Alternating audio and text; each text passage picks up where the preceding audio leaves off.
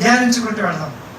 ఇక్కడ అపోస్తలుడైన పౌలు తన సేవల గురించి, లేదా తన పరిచర్యల గురించి, లేదా దేవుడు తనకిచ్చిన ప్రత్యక్షత గురించి చెబుతూ ఏమన్నాడంటే, మా అంతటా మేమేమి సమర్థనము మాకేమీ తెలియదు. చాలాసార్లు విశ్వాస జీవితంలో మనం ఏర్పడ్డాం, నాకు చాలా తెలుసు అనమాట. నువ్వు 100 సార్లు బైబిల్ చదివినా నీకేం తర్వాత ఏమా, నేను చదివాక ఎవరు కూడా చదివాక తెలిసిందా, కొత్త తెలిసినా లేదా అంటే నాకు తెలుసు అనుకుంటే క్రొత్త అట్లానే ఉంటుంది. అందుకని అపోస్తలుడైన పౌలు అనేకమైన శిష్యులు సిద్ధపరిచిన, అనేక సంఘాలను కట్టిన, రకరకాల పరిచర్యలు చేసిన, తను చెబుతున్న మాట ఏంటంటే మేమేమి సమర్థనము కాదు. అయితే మా సామర్థ్యత దేవుని వల్లే కలిగినది. మేము ఈనాడు ఈ పరిచర్యలు ఉన్నామంటే ఈ సామర్థ్యత దేవుని వల్లే అంటూ, ఈ సామర్థ్యత క్రొత్త నిబంధనకు సంబంధించింది, అది తన భావం. ఇప్పుడు 6వ వచనం, ఆయనే మమ్మను క్రొత్త నిబంధనకు అనగా అక్షరములకు కాదు కానీ ఆత్మకే పరిచారముకు మాకు సామర్థ్యత. కాబట్టి ఇప్పుడు మేము చేసే పరిచర్య క్రొత్త నిబంధన సంబంధమైన పరిచర్య, దానికి సామర్థ్యత ఇచ్చాడు. అంటే మాకు తెలియని పాత నిబంధన ఉందంతేగా, మాకు తెలియని పాత నిబంధన ఉంది, దాన్ని మేము చూడ మమ్మల్ని క్రొత్త నిబంధనకు పరిచారకులుగా ఉండడానికి మాకు ఈ సామర్థ్యతను ఇచ్చారు. ఇప్పుడు పాత నిబంధన సామర్థ్యత ఏంటి, క్రొత్త నిబంధన సామర్థ్యత ఏంటో ఎరిగితే ప్రభు వల్ల మనకి చాలా విలువైనదిగాను ప్రశస్తమైనదిగా కనపడుతుంది.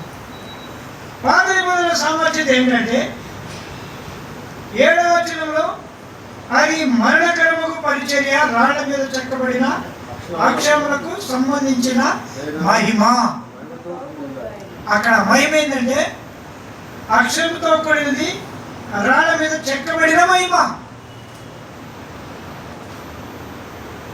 పాత నిబంధన దానికి కోట్ చేస్తున్నాడు, అంటే పూర్తిగా తెలవదని కాదు కానీ ధర్మశాస్త్రం తనకు తెలుసు కాబట్టి తెలియకుండా పరిచారకుడు కాలేదు. కాబట్టి చెబుతున్నా ఏమంటే పాత నిబంధనకు సంబంధించినటువంటి ఆ పరిచర్య మరణకరమైనది, ఎంత రాసినా ఎవడు అనుసరించాలి. అయితే కిందనైతే ఇప్పుడు పరిచర్య ఇట్లుండగా ఆత్మ సంబంధమైన పరిచర్య ఎంత మహిమ కలిగినదై ఉండను. అది మరణకరమైన పరిచర్య అయితే ఇది ఆత్మ సంబంధమైన పరిచర్య. క్రొత్త నిబంధనలో ఏ రాళ్ళు లేవు, ఏ అక్షరాలు లేవు, ఏ ముసుగు లేదు, ఏ ప్రకాశించేది లేదు, ఏమీ లేదు. మోషే తీసుకొచ్చాడు దాన్ని, ఆ మహిమను రాళ్ళ మీద చెక్కబడిన పలకల ద్వారా దేవుని ప్రజల దగ్గరకు తీసుకొచ్చాడు. వస్తాం ఎలా తీసుకొచ్చాడు, అది చాలా కఠినమైంది. దాన్ని అనుసరిస్తే బల్ల మనకి ఎంత మరి దివ్యమైందిగా కనపడుతుందో చూస్తాం. కాబట్టి ఆ మహిమ రాళ్ళ మీద చెక్కబడింది, అక్షరాలుగా రాయబడింది, మరణకరమైంది. అయితే ఇప్పుడు పరిచర్య ఆత్మ సంబంధమైనది, ఆత్మ సంబంధమైన మహిమ కలిగిన పరిచర్య. సరే, రెండవది ఇదే 3వ అధ్యాయము 9వ వచనం, శిక్షావిధికి కారణమైన పరిచర్య మహిమ కలిగినదైతే నీతికి కారణమైన పరిచర్య ఎంతో అధికమైన మహిమ. అప్పుడుదేమో శిక్షావిధికి కారణమైన పరిచర్య అంటే ఎవడైనా పొరపాటు చేశాడనుకో వాడు రాళ్ళతో కూడా చంపేయటం, కంటికి కన్ను, పంటికి పన్ను, చేతికి చెయ్యి, వాతకు వాత, దెబ్బకు దెబ్బ. పొరపాటున నీ ఎద్దేళ్ళు ఏమన్నా పొడిస్తే ఆ ఎద్దు చచ్చిపోతే దానికి ఎద్దుకు ప్రతిఫలం ఇవ్వాలి. ఇవన్నీ కూడా అదంతా కూడా శిక్షావిధికి కారణమైన పరిచర్య మహిమ. ఆ మహిమ కలిగిన పరిచర్య శిక్షావిధికి కారణమైంది. తప్పు జరిగిందంటే వాడు ఖచ్చితంగా చంపేయాలి, అంతే. రాళ్ళతో వాడు చంపేయాలి, బతకడానికి లేదు. ఇదైతే నీతికి కారణమైన పరిచర్య అంటే క్షమాపణ కోరింది క్రొత్త నిబంధన పరిచర్య. నీ ముఖం మీద గబా గబా గబా ఒకటి తిట్టాడు అనుకో, నువ్వు బైబిల్ పక్కన పెడితే అనొద్దు. అది అవన్నీ పిచ్చి మాటలు, ఆ మాట అనొద్దు. బైబిల్ పక్కన పెడితే నేను ఎట్లాంటి రాకూడదు అసలు. ఆ పదాలే వరస్ట్. నేను అట్లా అసలు ఒప్పుకోను అసలు ఆ మాట అంటే. ఎందుకంటే అంటే బైబిల్ పక్కన తింటే ఒక మనిషివి, బైబిల్ చేతిలో పెట్టుకుంటే ఒక మనిషివా? అంటే రెండు మనుషులు నీ వచ్చి ఉంటారా? క్షమించు, అది నీతికి కారణమైన పరిచయం. పెడతాడు అనుకో, పాటేసుకుని వెళ్ళిపోయాం పర్వాలేదు. అంటే కొంతమంది అట్లా అంటూ ఉంటారు, వాళ్ళ పరిచయం అట్లాంటి బైబిల్ తీస్తే ఇవన్నీ అనవసరం. అందరూ అన్నం నిలబెడితే గంట సేపు చెప్తాడు తన సాక్ష్యం. ఎంత అద్భుతమైన గడగడ వణికించిన వ్యక్తి. ఇప్పుడు బయట పక్క తీస్తే నేను ఆమోదించుకుంటాను, అవుతుంది అలోకం, ఒప్పుకోదుగా. కాబట్టి ఇలాంటి నీతికి కారణమైనటువంటి పరిచర్య శిక్షావిధికి కారణమైనది కాదు. మొట్టమొదటిది మరణకరమైనది, రెండవది శిక్షకు కారణమైంది, మూడవది చూడండి దయచేసి 12-13 వచనాలు లేదా 11 వచనమైనా 11 వచనం. తగ్గిపోవునదే మహిమ గలదే ఉండినది, నిలుచున్నది మరి ఎక్కువైన మహిమ గలదే. తగ్గిపోయేది నిలిచేది, పాతదేమో తగ్గిపోతుంది. మోషే నాయకత్వం తర్వాత యెహోషువ నాయకత్వంలో మోషే 4-5 యుద్ధాలు చేశాడు అంత గట్టిగా. యెహోషువ 31 రాజుల మీద యుద్ధం చేయాలి. ఇంకా దావీదు ఇంకా విస్తారమైన యుద్ధాలు. అంటే పెరిగే కొద్ది యుద్ధాలు పెరిగినాయి అంటే శాంతి తగ్గిపోయింది, సమాధానం కూడా తగ్గిపోతేనే కదా. ఇప్పుడు ఈ పిల్ల నేను సమాధానం ఏం గొడవ ఉంటుంది? మన ఇద్దరికి గొడవ అయితే యుద్ధమేగా. సో యుద్ధాలు జరిగిన సమాధానం తగ్గిపోయింది, మహిమ తగ్గిపోయింది.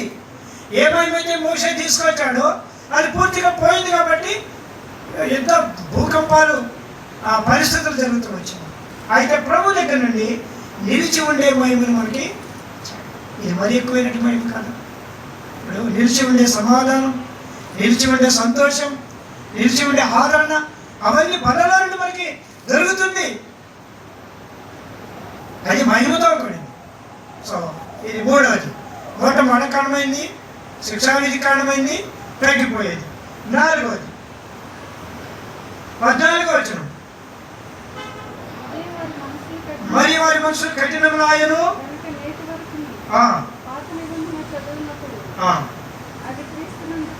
కొట్టివేయబడిన వారికి తేటపరచబడక మూసుకొని నిలిచింది. నాలుగవది కఠినమైన కొట్టివేయబడినటువంటి మహిమ ప్రభువైన యేసుక్రీస్తు వారిలో కొట్టివేయబడినటువంటి ధర్మశాస్త్ర సంబంధమైన మహిమ. యేసుక్రీస్తు శరీరం మీద కొట్టివేసినాడు, వాటన్నిటిని శరీరం అనే తెర ద్వారా చించివేసినాడు. ఆ యొక్క పరిశుద్ధ స్థలం, అతి పరిశుద్ధ స్థలం యొక్క భాగాన్ని. కాబట్టి ఆయన కొట్టబడ్డాడు. మాటలో చెప్పాలంటే ఆయన కొట్టబడ్డాడు. కాబట్టి ఆ ధర్మశాస్త్రపు మహిమ కొట్టివేయబడి ఇది నూతనమైనదిగా చేపడుతూ వచ్చింది. కాబట్టి ఇది నాలుగవదిగా కొట్టివేయబడదు. పాతగిలేది కాదు. క్రొత్త నిబంధనకి పాతగలదు. నేను చెప్పే సంగతి అదనమాట. పాత నిబంధన పాతగిలిపోయింది. ఈ నిబంధనకి పాతగలగాలి. ఇంకొక నిబంధన రాదు. ఇంకొక క్రీస్తు లేడు, ఇంకొక సంఘం లేదు, ఇంకొక ఆత్మీయత లేదు. కాబట్టి ఇది ఎప్పటికీ నిలిచి ఉండేది, కొట్టివేయబడింది. తర్వాత ఇంకోటి ఏమంటాడంటే చూడు, వచనము 18లో మనమందరము ముసుగులేని ముఖముతో ప్రభు యొక్క మహిమను ప్రతిఫలింపజేయచ్చు పొందుచు. కాబట్టి ఇంతకు ముందు ఉన్నటువంటి మహిమ ఏంటంటే అక్కడ ఎదురుగా పెట్టామనుకో, అర్థం ఏం చేస్తుంది? చూపిస్తూ ఉంటుంది. అర్థంలో ప్రతిబింబిస్తూ ఉంటుంది. అది పెట్టాము. ఆ అర్థంలో చూసుకుంటే మన ముఖం మనకు కనపడుతుంది. కానీ అది అద్దం లాంటి మహిమ, ఇది ఆత్మ సంబంధమైన మహిమ. అంటే ఇది మార్చబడుతూ ఉంటాం. నేను టోపీ పెట్టుకున్నాం, ఇవాళ హెల్మెట్ పెట్టుకున్నాం. అద్దంలో డ్యూటీకి వెళ్ళేవాడు చూసుకుంటాడు కదండి. డ్యూటీకి వెళ్ళేవాడు చూసుకుంటాడు లేదా? టోపీలు ఎలా ఉన్నాడో చూసుకుంటాడు, హెల్మెట్లు ఎలా ఉన్నాడో చూసుకుంటాడు, కానీ అద్దాల్లో ఎలా ఉన్నాడో చూసుకుంటాడు, అద్దాలు లేకుండా ఎలా ఉండాలో చూసుకుంటాడు, కొబ్బరి రాసుకున్న తర్వాత ఎట్లా ఉండాలో చూసుకుంటాడు, చదువుకున్న ఎట్లా చూసినా వాడు అట్లాగే కనపడతాడు. కానీ ఇది ఏమి లేకపోయినా మార్పు చెందుతూ ఉంటాం. నువ్వు అంతవరకే చూపించేది పాత నిబంధన మహిమైతే, నువ్వు మార్చబడిన రీతిని చూపించేది క్రొత్త నిబంధన. యేసుప్రభు నమ్ముకున్న క్రొత్త రోజుల్లో ప్రార్థన చేయడం రాదు. ఏమా యేసుప్రభు నమ్ముకోగానే గంట సేపు చేసావు నువ్వు? ఒక 2 నిమిషాలు ఒక మాట చేయడానికి చాలా కష్టంగా ఉంటుంది. ఆ తర్వాత కొంచెం సాగిన తర్వాత 5 నిమిషాలకు వచ్చావు, మార్చబడ్డావు లేదా? ఆ తర్వాత అరగంటకు వచ్చావు, మార్చబడ్డావు లేదా? గంటకు వచ్చావు, మార్చబడ్డావు లేవా? 6 ప్రేయర్లో కూర్చుంటావు, మార్చబడ్డావు లేదా? రాత్రి అంతా ప్రార్థన ఫ్రీగా ఉంటుంది, ఉండదా? ఏమా ఆ మొదటి రోజే గుర్తొస్తుందా? 2 సెకండ్లు చేసేస్తే మనం అంటున్నా. ఇది ఆత్మస్వరం మార్చబడిన మహిమ. కాబట్టి ఇప్పుడు మీకు అర్థమయ్యేదానికి పాత నిబంధన మహిమ ఎట్లాంటిదంటే, అది మరణకరమైంది, అది శిక్షావిధి కారణమైంది, అది కొట్టివేయబడేది, అది ముసుగు సంబంధించింది, అది కనబడనిది, అది కొట్టివేయబడేది, అది అర్థం లాంటి ఒక మాటలో చెప్పాలంటే. బట్ ఇక్కడికి వస్తే ఇది నిలిచి ఉండేది, కొట్టివేయబడింది, మార్చేది, నిలిచి ఉండేది, ఎంతకాలమైనా సరే మరి ఉన్నతంగా మార్చబడేది మహిమ. ఈ పాత నిబంధన మహిమను తీసుకురావడానికి మోషే ఏం చేశాడో చూస్తాం రండి. అది నిర్గమాకాండం 24వ అధ్యాయం. ఇక్కడికి వస్తే ఆ మహిమ ఎంత ప్రశస్తమైందో మనకి అర్థమవుతుంది. నిర్గమాకాండ పుస్తకం 24వ అధ్యాయం.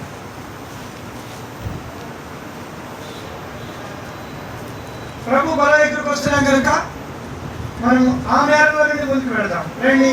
వచనము 6.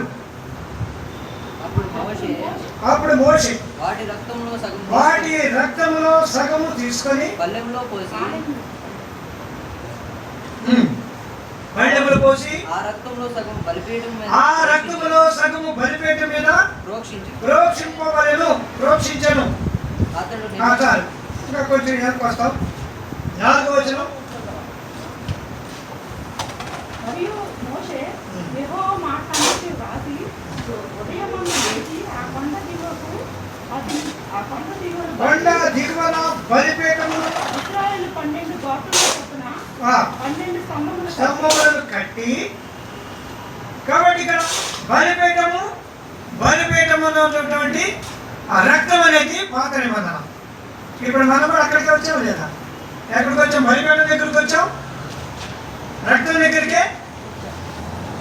ఇప్పుడు మనం కొత్త స్థలంలోకి వెళ్ళాలి. అయితే దాని విషయం అట్లా ఉంది. అది ఎంత క్రైముతో వచ్చిందో చూస్తే, ఆ క్రైముతో వచ్చినటువంటి రక్తం యొక్క ఆ యొక్క మహిమను ఇశ్రాయేలు ప్రజలు ఎలా పోగొట్టుకున్నారో మనం చూస్తే, ఈనాడు ప్రభు బల దగ్గర కూడా అనేక పర్యాలు మనం కూడా ఈ స్థితిలోకి వెళ్తామన్న సంగతిని హెచ్చరిక చేయబడుతున్నాం. కాబట్టి రక్తంతో కూడిన పళ్ళెం, బలిపీఠం మీద పోయబడిన రక్తం, ఇది ప్రభు యేసుక్రీస్తు వారికి సాదృశ్యమైనటువంటి స్థానం. అక్కడికే మనం కూడా వచ్చాం. కాబట్టి దీని దగ్గర రావడానికి కొన్ని హద్దుబాట్లు ఉన్నాయి. రెండు మొట్టమొదటిగా వచనం 24లో మొదటి వచనం, మరియు ఆయన మోషేతో ఇట్లా నేను నీవును అహరోనును నాదాబును అబీహును ఇశ్రాయేలు పెద్దల్లో 70 మంది యెహోవా యొద్దకు ఎక్కి వచ్చి దూరమున సాగిలపడుడి. అహరోను, నాదాబు, అబీహు 70 మంది పెద్దలు అందరూ కూడా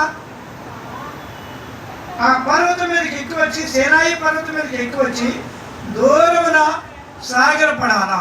ఫస్ట్ ఆఫ్ ఆల్ వాళ్ళ దగ్గరకు వచ్చే మనకి ఇవ్వబడే హెచ్చరిక ఏంటంటే, it is the place of worshipping. ప్రభు దగ్గర నూతన పరచుకోవడానికి కారణమైనటువంటి వల్ల నేను కండిషన్ ఇచ్చాడు, దూరంగా ఉండండి, బలిపెట్ట దగ్గరకు ఒకసారి రావద్దు అంటే స్టెప్ బై స్టెప్ రావాలా, కొంచెం కొంచెం దగ్గరికి రావాలా. ఇప్పుడు 2వ వచనంలో మోషే మాత్రం ఎవరు సేవింపవలెను, వారు సమీపింపకూడదు, ప్రజలు అతనితో ఏకీ రాకూడదు. ఇప్పుడు కొంచెం మోషే పైకి రావాలి, వీళ్ళకి వాడికి సపరేట్ అవ్వాలి. ఇప్పుడు అర్థం, ఫస్ట్ బలిపీఠానికి మోషే ఆరోన్ అందరూ దూరంగా ఉండాలి. ఆ తర్వాత ఒక స్టెప్ మోషే రావాలి, ప్రజలు దూరంగా ఉండాలి. మూడవది మూడవ వచనంలో మోషే వచ్చి యెహోవా మాటలన్నిటిని విధులన్నిటిని ప్రజలతో వివరించి చెప్పెను. ప్రజలందరూ యెహోవా చెప్పిన మాటలన్నిటి ప్రకారం చేసేదమని ఏకశబ్దంతో ఉత్తరం ఇచ్చింది. కాబట్టి ఈ బల్ల దగ్గరకు రావడానికి ప్రధానమైనటువంటి ఏంటంటే ఫస్ట్ ఆఫ్ ఆల్ ఆరాధన చేయి. అందరూ మోషేతో అందరూ కలిసి ఆరాధన చేయాలి సార్. అదే ఇప్పుడు మనం చేస్తుంది. నాతో కలిసి నేను కూడా ఆరాధన అంటే బైబిల్ పల్లవ లేకపోతే చివరి పాటతో మీతో కలిసి ఆరాధనలోకి వస్తాం. ఓకే, అందరూ ఆరాధించి వాళ్ళ దగ్గరికి రావాలి. రెండవది ప్రజలు దూరంగా ఉండాలి, మోషే బలిపీఠకు దగ్గరకు రావాలి. అంటే మోషేకి ప్రజలకు ప్రత్యేకత ఎడవ కావాలా. మూడవది వచ్చేటప్పటికి అందరూ ఏకశబ్దముతో ఒకే మాటగా రావాలా. ఏదైతే చెప్తారో ఆ మాటలన్నీ మేము చేస్తాము అని ఏకశబ్దంతో వచ్చి మన దగ్గరికి రావాలి. మరి ఇందులో డీవియేషన్స్ ఉండొద్దు, ఇందులో విభేదాలు ఉండొద్దు. ఆయన ఇస్తే నేను తీసుకోవడం వల్ల ఇప్పుడు దేవుని మేము కొంచెం చిన్న సంఘానికి వచ్చాక మా బాగలేదు, కానీ ఒక పెద్ద సంఘాలు ఉన్నప్పుడు మేము ఈ బాధను చూసేవాళ్ళం. ఈ బలిచ్చే సహోదరుడికి బలి తీసుకునే సహోదరుడికి వైరంగా ఉండేది. ఆయన డైరెక్ట్ పక్కన పాపం బల్ల ఇవ్వగానే పక్కన వాడికి ముందట, లేకపోతే కొన్నిసారి ఎనకరుడైనా ఫస్ట్లో కొత్తాం, ముందుడైనా ఫస్ట్లో కొత్తాం. ఈ బల్ల పక్కనే ఆ సహోదరుడు ఉండేవాడు. ఇప్పుడు ఇది అగ్ని పరీక్ష.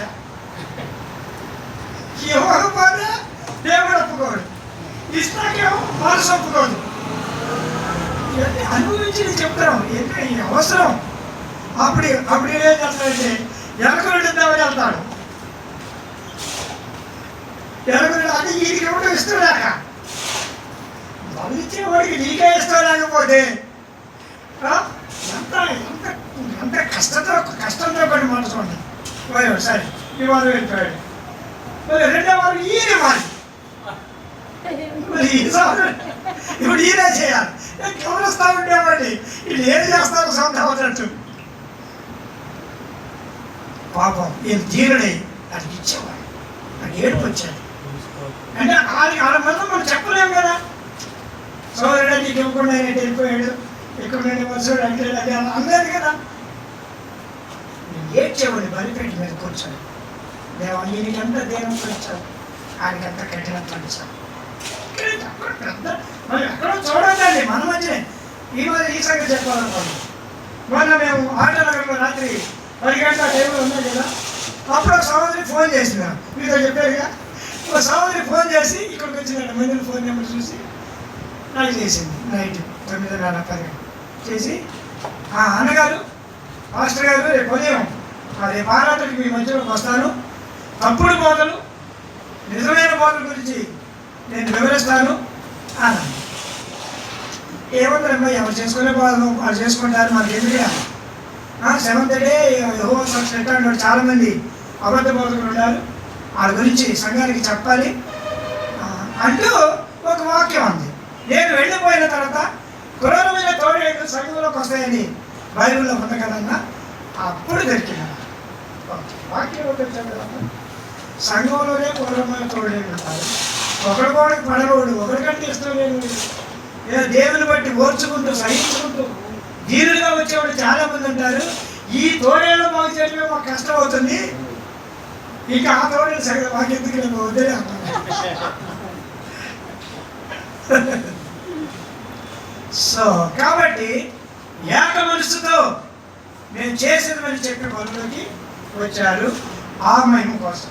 తర్వాత రండి వచనము 5.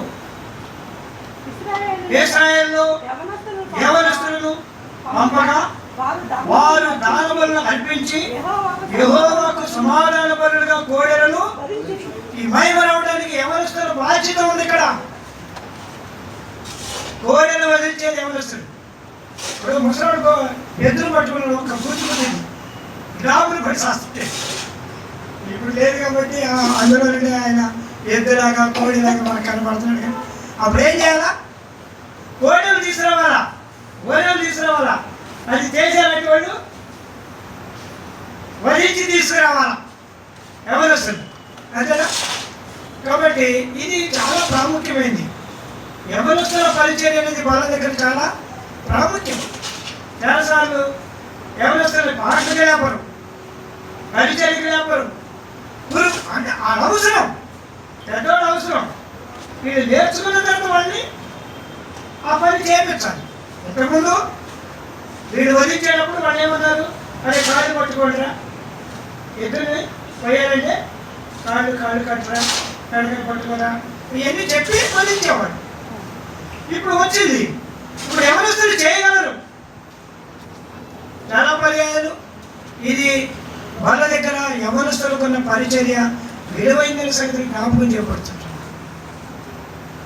మహిమ రావాలి అంటే యవనస్తులు ఆ బరులు ఆ గోడను వధించాలా. వీళ్ళు ఎక్కడ కూర్చోకుంటున్నారు పెద్దవాడు అక్కడ చూస్తూ ఉంటాం. ఏదో టీచర్ దగ్గర నేను పాపం చేస్తూనే ఉంటారు. ఏదో పొరపాటు అవతల మాట్లాడు, ఏంటో మీరు ఏం మాట్లాడుతున్నారు?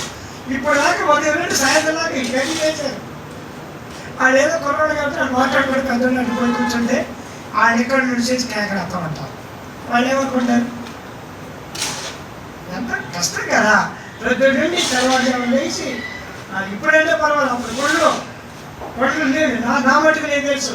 పెట్టారు కొత్తలో సేవకి వెళ్ళినప్పుడు ఒంగోలు జిల్లా తాళ్ళూరులో ఆ మందిలోకి కొండలు ఉంటాయి, నీళ్ళ కొండలు. మా ఊళ్ళో తోడాలి గిలకపోవడం. నాకు నేను సేవకు వచ్చాను కానీ అప్పటికంత పర్ఫెక్షన్గా తెలవదు. నాకు ఆ బైబిలే తెలవదు. కడిగి మండిపోతా ఉండేది. నేను రోజు తోడిస్తాను మా చేత నీళ్ళు. ఒక కొండలు 2 కొండ కాదు, పెద్ద సంఘం, 400-500 మంది సంఘం. అన్ని కొండలిపోయి బాత్రూమ్లు కడగాలి. బాత్రూమ్లు కడుగుతా ఉండగా పాస్టర్ గారు పిలిచేవాడు, బట్టలు ఇస్త్రీ చేసేవాడు. బాత్రూమ్లు కడుగుతారండి, ముందు బట్టలు ఇస్త్రీ చేసి బాత్రూమ్లు కడగాలి కదా. ఆ మాత్రం తెలద బుద్ధి కూడా అనేవాడు. రకరకాల బూతులు, ఒక్క మాట కాదు. తెలివి తక్కువ బుద్ధి కూడా, జ్ఞానం లేనివాడు ఇక్కడ మాటలు మాట్లాడేవాడు. నేనే టీచర్ జాబ్ వచ్చిన బుద్ధి కూడా అవుతానా సరే అంటే నాలో ఏమని వచ్చుకుంటావు? ఆయన బాధ ఆయనది. అసలు సహిస్తారా వచ్చుకుంటాం లేదు, ఆయన బాధది. అలాంటి పదాలు ఉపయోగించేవాడు.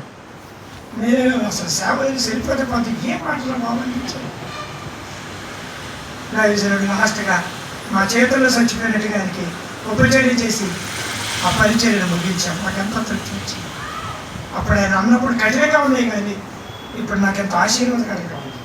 కాబట్టి యవనస్తులు వధించాలి, బలుల్ని అర్పణల కొరకు వారి పరిచర్య ఉంది. పెద్దోడికే కాదు, ఎప్పుడు అర్థమవుతుందమ్మా. తర్వాత రండి ఆ వచనము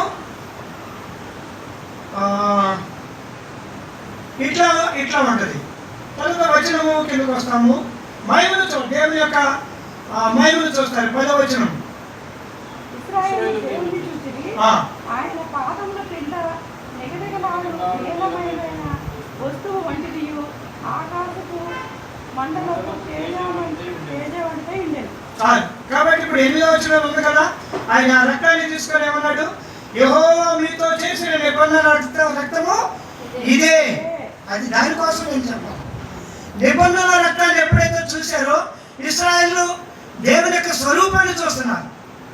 మనలో ఎందుకు వస్తామంటే దేవుని స్వరూపాన్ని చూడడానికి. నిగనగలాడు నీలమయమైనటువంటి వస్తువు అంటే ఆకాశము తేజస్సును 10వ వచనంలో చూశారు కదా. ఆయన పాదముల కింద, దేవుని పాదముల కింద ఉన్నటువంటి ఆ తేజస్సును, ఆ వస్తువును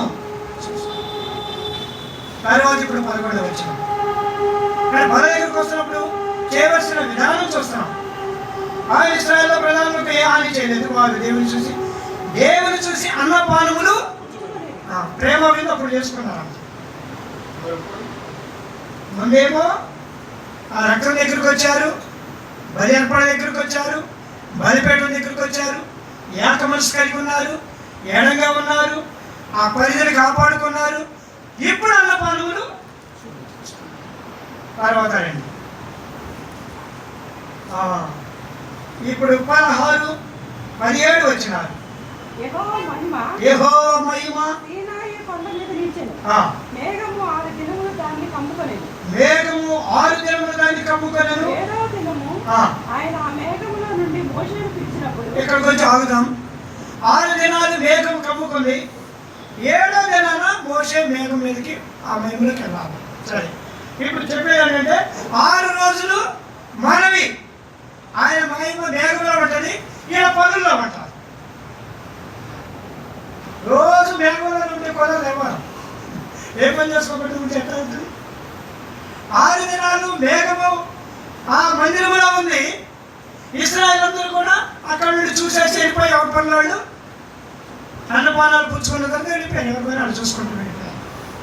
కాబట్టి మన దగ్గరకు వచ్చే సంగతి ఏంటంటే మనం 6 రోజులు కష్టపడి అనుకున్నాం. అది కూడా మనకి హెచ్చరిక. 10 మంది టైడైపోయిన వాళ్ళకి ఇంకే పని ఉంది కాబట్టి వాళ్ళు రోజు మందిరంలో రావటం, కూర్చోవడం, ప్లాన్ చేసుకుంటూ మాట్లాడుకోవాలి, వేరే విషయం. నువ్వు పని చేసేటప్పుడు పని మానేసి వచ్చి కూర్చుంటే నీ పై అధికారి ఫోన్ చేస్తాడు, ఏమయ్యా మందిరంలో మంచి పని చేస్తాం అంటావా? ఎంత మంచి భక్తి పనులు అంటావా? ఏం భక్తి ఏమిటా? ఎక్కడ పని ఏమని కోసం ఎదురుతాం, పనులు అక్కడ ఎదురుతుంటారు, బాక్సులు అక్కడ ఎదురుతుంటారు, ఇవన్నీ ఎదురుతుంటారు. మందిరం అంటావు ఏంటి? పని అయిపోతుంది. నేను 7వ దినాన్న మోషే మోషేని పిలిచాడు. ఇప్పుడు 17 వచ్చిన యెహోవా మహిమ ఇశ్రాయేలు కనబడేది. అప్పుడు మోషే ఆ మేఘంలో ప్రవేశించి కొండ మీదకి ఎక్కాను. యెహోవా మహిమ ఆ కొండ శిఖరం మీద దయించు అగ్ని వలె ఇశ్రాయేలు కన్నులకు కనబడి 7వ రోజు మొత్తం మీదకి వచ్చిందంట. అది ఆరాధన, అది సంఘం, అది సమాజం. 6 రోజులు రాని మహిమ 7వ రోజు అందరికీ కనబడాల్సిన అవసరం. 6 రోజులు కష్టపడి అలసిపోయారు. ధ్యాన్ విక్టర్ గారు అంటారు, మందిరంలోకి వస్తే బ్రహ్మాండమైన నిద్ర వస్తున్నారు, ప్రశాంతంగా ఉంటారు. కాబట్టి ఎవరు కదిలించేవాళ్ళు ఉండరు, అరిసేవాళ్ళు ఉండరు, కలిసేవాళ్ళు ఉంటారు. కాబట్టి హాయిగా నిద్రపోతారట. నిద్ర వస్తుంది, మంచిది, నాకు వస్తుంది, ఎవరికైనా వస్తుంది, అందరికీ వస్తుంది. కానీ దేవుని స్వరాన్ని పోగొట్టుకోకుండా మనం మేల్కొల్పుకుంటూ ఉంటాం. కొంతమంది లేపడానికి బదులు లాగి కొడతారు పక్కన. అట్టండి కూడా చెప్తాను. పాపం ఏదో ఆపేయాలో గొడవకి వచ్చి గురికి వచ్చింది.